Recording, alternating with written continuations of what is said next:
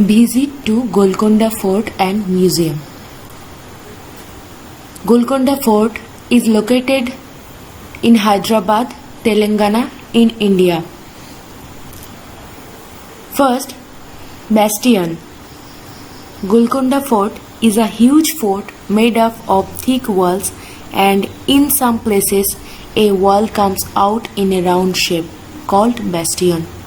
Bastions were there to ensure security of the fort. The outer wall of this fort has 87 bastions. These forts were built in 1200 when different rulers lived there.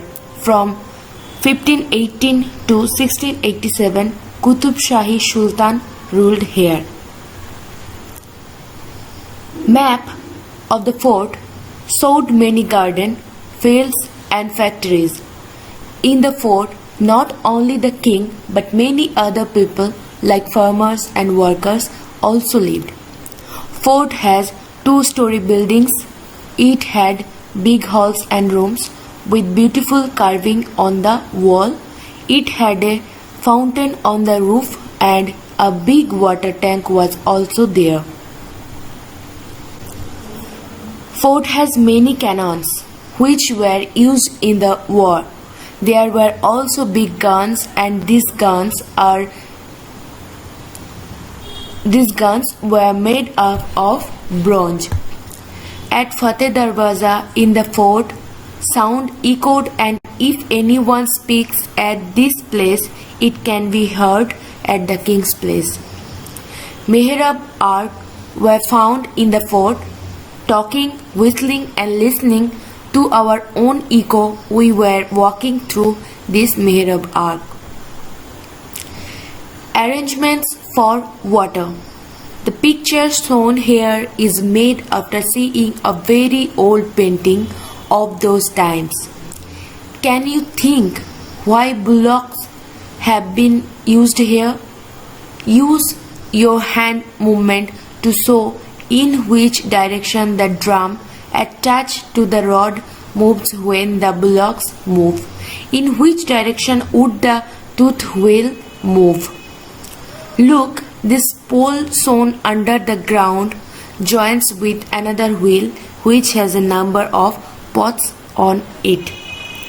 Now imagine how would this garland of pots lift water from the well?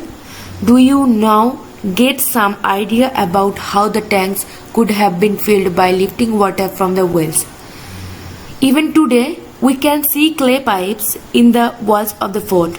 These pipes would have been used to carry water to different places in the place. Going to the museum after seeing Golconda, the children also went to a museum in Hyderabad.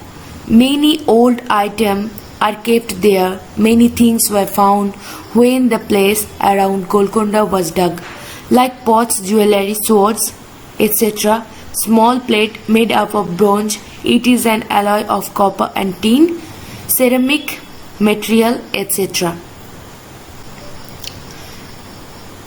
Wow, what engineering! Think even today when engineers design houses, sometimes there is dampness in the walls, and here so long ago there were fountains on the terrace. The building must have been made with such good understanding. If we think how the people lived 500 years ago, so many questions came to our mind. For example, how was water lifted to such heights? Can we guess how? আজকের পড়ানোর টপিকটা ছিল Golconda fort and museum. Golconda ফোর্টটা হলো হায়দ্রাবাদে। কোথায়? ভারতের হায়দ্রাবাদের তেলেঙ্গানাতে গোলকোন্ডা ফোর্ট অবস্থিত। এখানে কিছু বৈশিষ্ট্যকর জিনিস হলো ব্যাস্টিয়ন, কিছু ম্যাপ, আর জলের ব্যবস্থা, আর অন্যান্য কিছু দরজা এবং কিছু গুপ্ত ঘটনা। এখানে ব্যাস্টিয়ানটা কি সেটা প্রথমেই বলেছে। ব্যাস্টিয়ানটা কি? ব্যাস্টিয়ান হলো যে দেখতে পাবে এখানে বড় বড় গোলাকৃতি বড় বড় ভীষণ বড় বড় দেওয়াল বাইরের দিকে বেরিয়ে আছে, মোটা মোটা দেওয়াল দিয়ে তৈরি হয় এটা। এই গোল গোল শেপওয়ালা অংশটাকে বলে ব্যাস্টিয়ান, আর এর ভিতরে অনেক ছোট ছোট গোল গোল হোল থাকে। আর ব্যাস্টিয়ানটা কি করে, পুরো প্রাসাদটাকে সিকিউরিটি প্রদান করে। আর পুরো প্রাসাদের টোটাল 87টা ব্যাস্টিয়ান আছে। আর এই ফোর্টটা 1200 শতাব্দীতে বা 1200 দশকে বিল্ড হয়েছিল, যখন অন্য নেতারা এখানে রাজত্ব করত বা রাজারা রাজত্ব করত। তারপরে 1518 থেকে 1687 পর্যন্ত কুতুবশাহী সুলতান এখানে রাজত্ব করেছেন, 1518 থেকে 1618 খ্রিস্টাব্দ পর্যন্ত। তারপরে এখানে ম্যাপের কথা বলা আছে, map of the fort showed many garden, fields and factories. মানে এখানকার যে ম্যাপটা আছে, ম্যাপটা দেখো, ম্যাপটা দেখলে বুঝতে পারবে যে কত বাগান, ফোর্ট, এই যে একটা ছবি, আর কি বলেছে, মাঠ, অনেক বাগান, মাঠ এবং ফোর্ট দেখা যাচ্ছে এই ম্যাপটাতে। শুধুমাত্র এখানে রাজারাই থাকতো না, রাজা ছাড়াও আরো অনেক লোকজন এবং চাষিরা এবং যারা কাজ করতো তারাও এখানে থাকতো। আর কি বলেছে যে এখানে যে ফোর্টটা ছিল সেটা 2 স্টোরি বিল্ডিং, মানে দোতলা বাড়ি, এবং এর বড় বড় হল ঘর ছিল। আর beautiful carving on the wall, মানে দেয়ালে সুন্দর সুন্দর কার্ভ করে করে, মানে বাঁকিয়ে বাঁকিয়ে ডিজাইন করা ছিল। আর ছাদগুলোও খুব সুন্দর ছিল।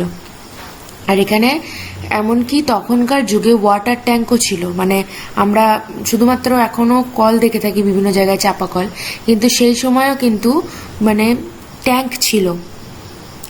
সেখানকার সময়েও কিন্তু জলের ব্যবস্থাপনা খুবই ভালো ছিল। আর এখানে দেখো দেয়ালে কার্ভ করে করে ডিজাইন করা আছে।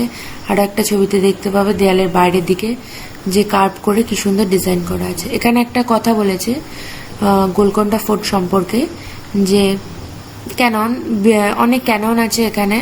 আর কি হয়, যখন এখানে যুদ্ধ হয় তার জন্য বড় বড় বন্দুক আছে, আর সেগুলো ব্রোঞ্জ দিয়ে তৈরি, তাদের গুলি আছে। আর একটা এখানে কথা আছে যে at Fateh Darwaza in the fort sound echoed and if anyone speaks at this place it can be heard at the king's palace. বলছে ফতেহ দরওয়াজার ওখানে দাঁড়িয়ে যদি কেউ কোনো কথা বলে তাহলে সেটা সোজা যাবে কার কানে, রাজার কানে, রাজার ঘরে সেই আওয়াজটা ইকো হয়। এই ডান দিকের এখানে রয়েছে ফতেহ দরওয়াজা, এখানে দাঁড়িয়ে যদি কেউ কোনো কথা বলে সেই আওয়াজটা সোজা চলে যাবে রাজার প্যালেসে। এখানে কত ইন্টারেস্টিং ব্যাপার তখনকার।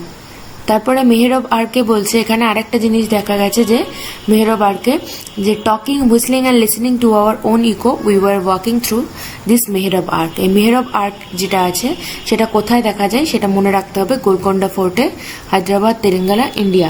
এখানে মেহরব আর্কের ভিতর দিয়ে যখন হাঁটা চলা করা হয় এই জায়গার মধ্যে দিয়ে, নিজেদের আওয়াজ কিন্তু এখানে ইকো হয়। এবার অ্যারেঞ্জ ওয়াটার যেটা বলেছে, এখানে ছবিটা দেখে বুঝতে পারবে যে তখন জল কিভাবে তোলা হতো। এই যে একটা চাকার মতো, নাগরদোলার মতো অংশ আছে, এটাকে ঘুরিয়ে এখান থেকে জল তোলা হতো এই প্লেটের মতো জায়গাটায়, তারপরে জলটা পাস হতো। এবার ঘুরতো কিভাবে, এই গোল চাকতির মতো অংশটাতে এই বুলক, মোষ বা বুল যাই হোক, ওগুলোকে আটকে রাখা হতো, বুলকগুলোকে। তো ওদের গলা দিয়ে এটাকে বেঁধে দেওয়া হতো লম্বা একটা পোল দিয়ে।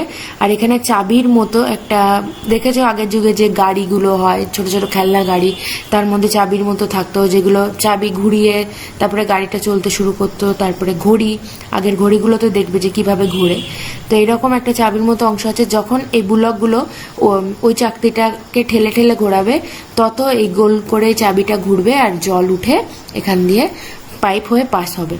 ঠিক আছে। আর এখানে দেখা গেছে যে গোলকোন্ডা ফোর্টের দেয়ালে অনেক ছোট ছোট পাইপ রয়েছে কানেকশন করা, যার মাধ্যমে জলগুলো বিভিন্ন জায়গায় পৌঁছেছে।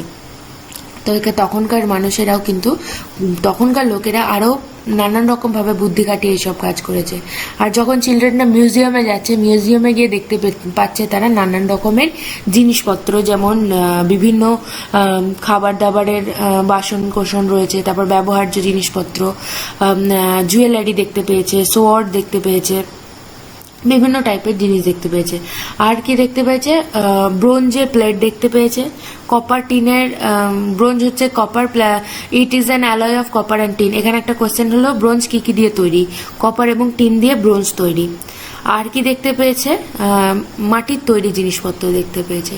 আর শেষে বলেছে যে wow the engineering think even today when engineer design houses sometimes there is dampness in the wall. মানে এখন আমরা ভাবতে পারি না যে বর্তমানে যারা বাড়িঘর বানায়, যে সকল ইঞ্জিনিয়াররা, সেই সকল বাড়িঘর কিন্তু কিছুদিন পর ড্যাম্প চলে আসে, নষ্ট হতে থাকে। কিন্তু সেই সময়ে যারা ঘর বাড়ি তৈরি করেছে, যে সকল ইঞ্জিনিয়াররা, তারা কি জিনিস দিয়ে তৈরি করেছে, কি মেটেরিয়াল দিয়ে তৈরি করেছে, যে এখনো পর্যন্ত সেগুলো অক্ষত, মানে এখনো পর্যন্ত কিছুই হয়নি। তাদের দেয়ালগুলোকে খুব কষ্ট করে ভাঙা হয়, ড্যাম্প ধরা নেই। এরকম দারুণ সুন্দর সুন্দর আরও জিনিসপত্র চোখে দেখতে পাওয়া যায়। তাহলে তারা কিভাবে তৈরি করেছে? তো আজ থেকে প্রায় 500 ইয়ার্স এগো, 5 বছর আগের ঘটনা। তখনকার ইঞ্জিনিয়াররা কত কি জানতো, সেটাই জানবার কথা। তো আজকের ভিডিও এই পর্যন্তই। যদি ভালো লাগে তাহলে অবশ্যই লাইক করবে, কমেন্ট করবে, আর অনেক অনেক করে বন্ধুদের সঙ্গে শেয়ার করবে।